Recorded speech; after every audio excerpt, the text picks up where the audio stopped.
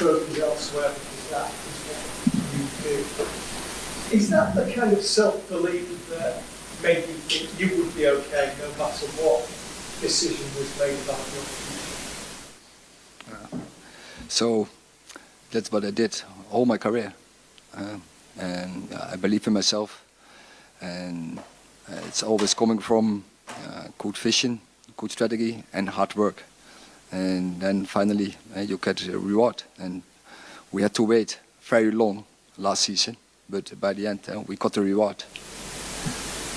So was it unsettling to have to wait so long? It was unusual for everyone.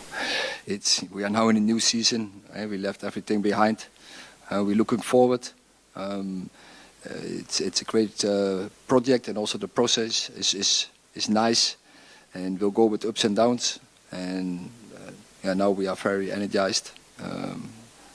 We are a good dynamic, good spirit, looking forward, and we want to work and we want to win. Erik, do you feel that this is the strongest you've been in position as Manchester United manager, because you have won a second trophy, you've got the contract extension, there's a pledge of support to you from the new leadership team, but also they spent the summer looking at other options and decided that you were the best man for the job. So do you feel that you are in the strongest position since you've arrived at United? I never think if I'm in a strong position or in a weak position. Probably you are right, but it's because you have to prove. And when you have to take over a dressing room who didn't won in 6 years one trophy, and then you have to prove yourself. That's clear. But I don't think I'm strong or I'm weak. No, I want to collaborate. I want to work together. I can't do this alone. We have to collaborate very good with the players, but also with the staff, with the leadership, so with everyone. And then I'm sure when we have the right vision, and we have, that we will have even more success.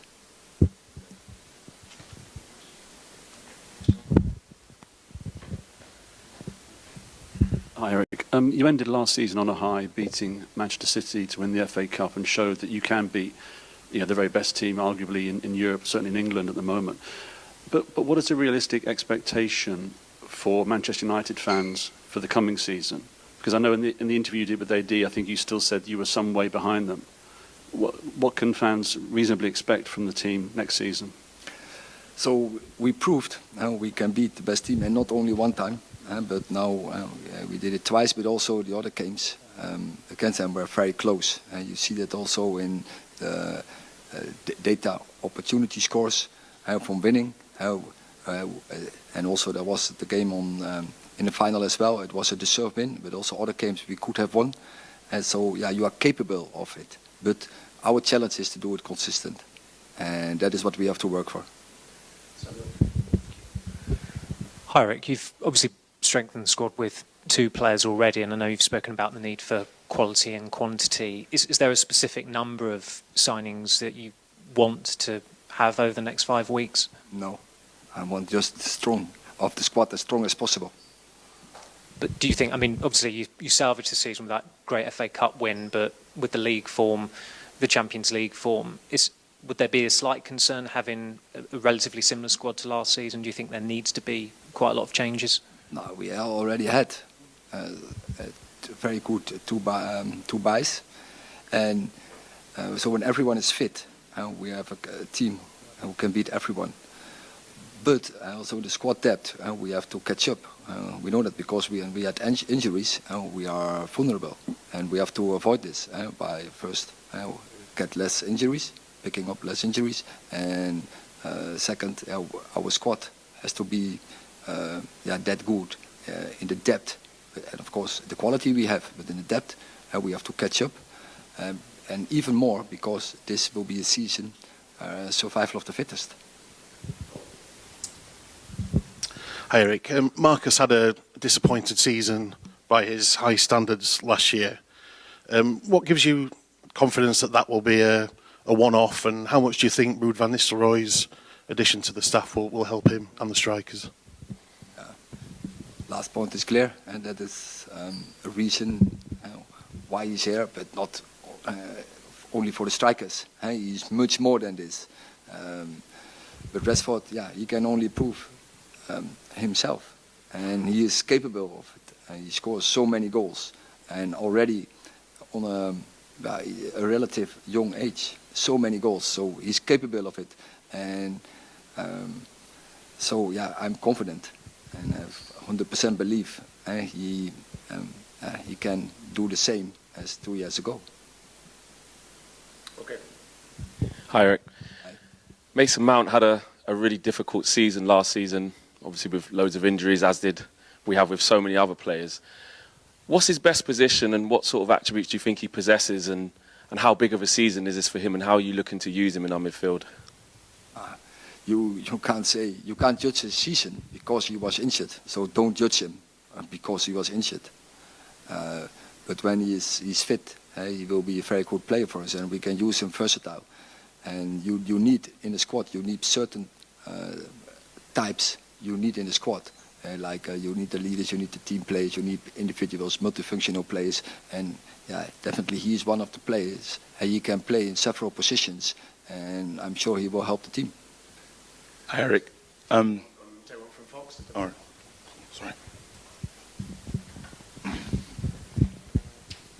Hi, Livet Rubalcaba, Fox Deportes. You're about to play in one of the biggest and most important stadiums here in the United States. And for most of the people attending, this will be the closest thing they'll get to experience a Premier League match. What does that mean to you to be able to bring that experience to all of them?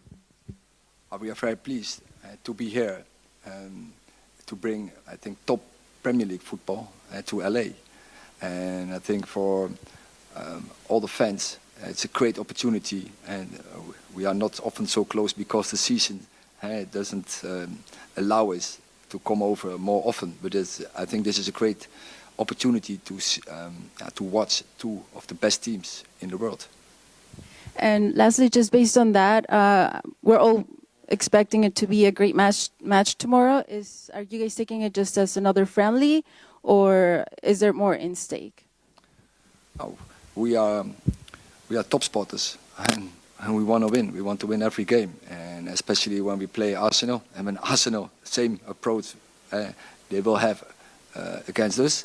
So it's a good test for both of them. But I'm sure both are very eager to win the game. Hi, Erik. Can I ask you about the new coach who's just been appointed, Andreas? Why the decision's been made? What qualities you expecting him to bring? So when we assessed, when we did a review of the staff, we did some profiling, what we want to fill in, and what he will do. He will working in areas as individual development, in winning culture, and in set place area. So that is his job, and I think we are very pleased with him in our team, and we're looking forward to have him here. Erik, the football leadership team are over here in the main. It feels like a good opportunity to get to understand each other in working practices when you're all over here together. I just wondered if that's your impression so far, and how do you see it going from here on in? Yeah, so far you see a new dynamic. You see a lot of energy in the team, and after a season ending in a high, that's again very good to see. And we want to gather more trophies, and therefore we are starting a footballer, and that is what we are aiming for this season. Hi, Erik. Obviously, we had a lot of injuries last season in Manchester United, particularly in the left-back area. Obviously, Luke Shaw and Malacia had both quite big injuries last season. Is that an area that you feel like you need to reinforce with maybe a signing this summer? And we're looking in all the positions to reinforce, but we need a plan in our squad to make that we assure ourselves that we always are occupied in the position. That's clear. Hi, Erik. I'm not expecting you to give away lots of secrets, but with regard to all the injuries you had last season, can you give us? You've obviously, hopefully analysed why it happened. Can you give one reason, one of the reasons why that happened, sort of 60+ injuries? Because that's, you know. So many reasons, I think. Can you give us one, please? And again? Just give us one then, please. So the amount of games, the fixture list, the load on the players, the pressure on the players is so high. And we are not the only team with so many injuries. And there were, across the Premier League, there were many teams with a lot of injuries. We were not even the worst. What we had, that was our bad luck. We had them all in the end of the season in the back four. And of course that cost us a lot of points. But the load and the pressure on players is so immense. And this season it's getting even worse because the new model, the new format in Europe. So that's what I was going to ask you. Are you concerned it could happen again then? It could become a regular thing? It will happen. I just mentioned it. It's the survival of the fittest. So one of the things so important in your structures that you cover that fitness part with medical, with performance, that you have to things right, but also the players. They have to work in the right way because when the standards are so high, then if you have to fulfill them, it's only possible when you fulfill the highest standards. It's not only on game day, on every day. Last two questions, James and then Chris. Erik, just following on from Jamie's question, is there anything in all the review of the medical stuff that you guys have looked at internally that you might need to change or improve going forward that you think are factors? And also just, you obviously talked about Rashford, two other players with something to prove next season are Anthony and Sancho. What are you expecting from those two players next year as well? So we already made our decisions, and we appointed a new club doctor last season, and actually he started late in the season, but now he can start in a fresh and be in the lead, and we appointed a new head physio. So we have made changes. So also there we changed strategies in medical and performance to improve. But I think that is normal. In nowadays football, the developments are so fast, and every time you have to innovate.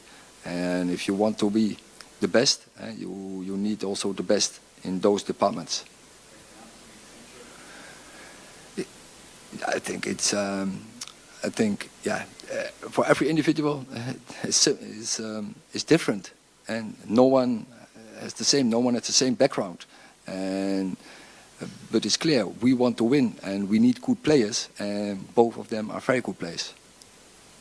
Hi, Erik. You've made a very exciting signing in Euro, and you've been linked with a couple more centre-backs too. How hopeful are you, and how important is it to get a second centre-back in this summer? I think we are occupied, but we work continually. And I think the good thing, we already signed 2 players. But I think it belongs to a club as Manchester United that you're always looking if the opportunity is there for better. And we still have time until the 31st of August.